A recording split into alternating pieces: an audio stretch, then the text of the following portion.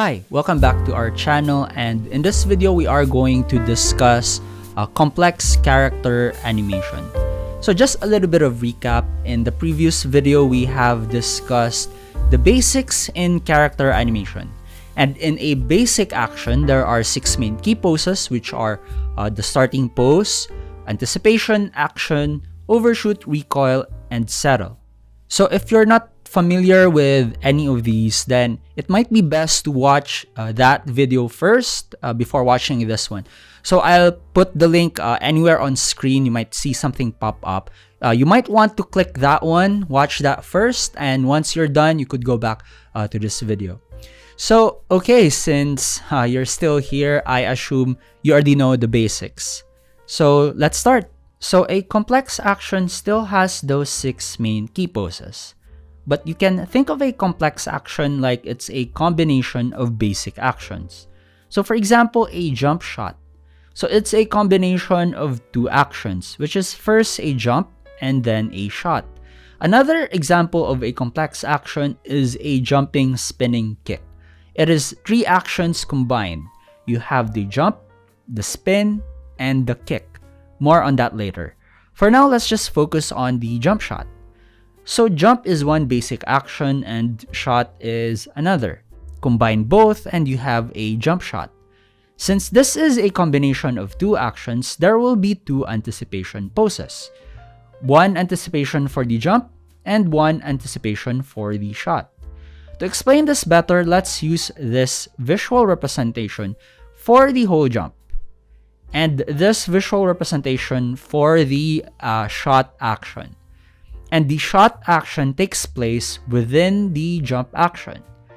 So the jump will have its own anticipation, action, recoil, etc. And the shot action would also have its own anticipation, action, overshoot, recoil, etc. So both actions are overlapping each other. So let's go back to the actual animation. You start first anticipating for the jump. You bend your legs and then you jump. While jumping, you perform the shot. So your arms would anticipate, it moves back. And then the action, which is the throw, so you would move your hands forward. And it will have its own overshoot and recoil. And then gravity kicks in and you fall down. And then your legs would recoil. So this is the recoil pose of the jump. And now you settle. And as you can see, the shot animation is overlapping the jump animation. Now let's take a look at the jumping, spinning, kick animation. So this has 3 actions blended into one. You have the jump, the spin, and the kick. If you look at this action, the spin is kind of like a half kick, right? Like she's throwing her other leg into the air so that she could spin. Like, so let's just consider this as another kick. So again, if we use this visual representation of the whole sequence, then we'll see that the 3 actions would overlap each other. So this would represent the jump. This would have its own anticipation, action, etc. And this one would represent the spin, which would have its own anticipation, action, etc. And finally, this is the kick, which, again, as you've guessed it, would also have its own anticipation, action, overshoot, etc. Now let's take a look at the actual animation.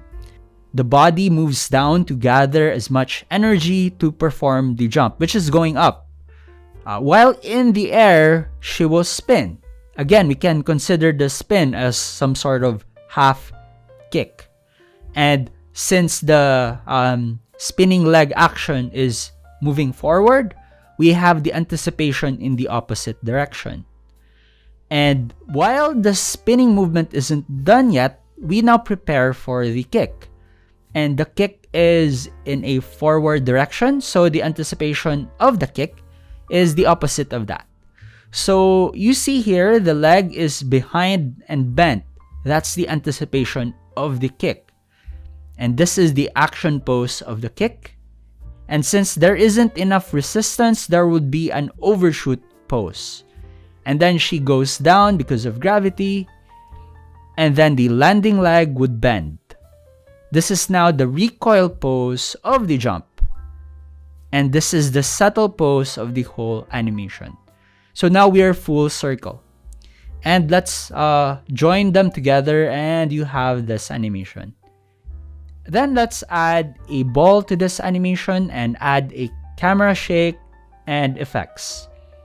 And that's it. We're done. So I hope you were able to learn something today. I hope you were able to learn something from this video. I know animation is hard, takes a lot of practice, and me personally, it took me years for me to improve my animation skills. It's hard and it could be daunting at times, but once you do get it, it can be rewarding as well. And I hope that through this video, I was able to help you understand animation a little bit better now. And with practice, eventually you will get there. And that's it. If you like this video, please give it a thumbs up, subscribe, and hit the bell icon if you want to see more content like this. And also, if you want to learn more about frame-by-frame animation, we have a bunch of classes in Skillshare. And I will leave all links in the description below. And that's it. Thank you very much, and I hope to see you on the next video.